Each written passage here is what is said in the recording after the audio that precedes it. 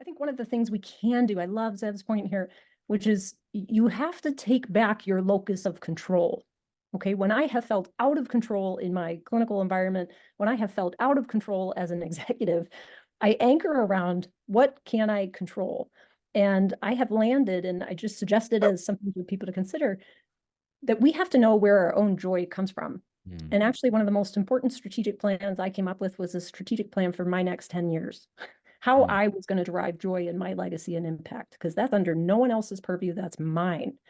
And I began to think of that in layers, right? I can impact the person in front of me today.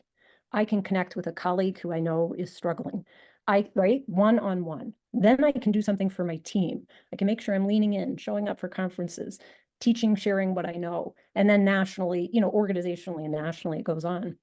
And, as I travel the world and visit with organizations, I'm trying to make sure that my locus of control there is to amplify the best practices I've seen everywhere.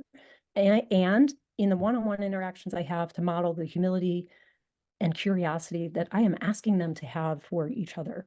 And so I like to think about it in those layers. And I agree wholeheartedly. Every one of us has a locus of control, but some of it is taking it back. We keep sort of externalizing it. And I would challenge us, even in the chat here, I see people saying, oh, it's the doctors. Oh, it's those evil leaders.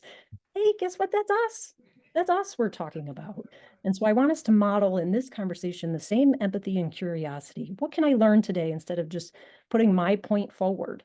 What could I learn about what I could do differently? That would be my challenge to some of this dialogue.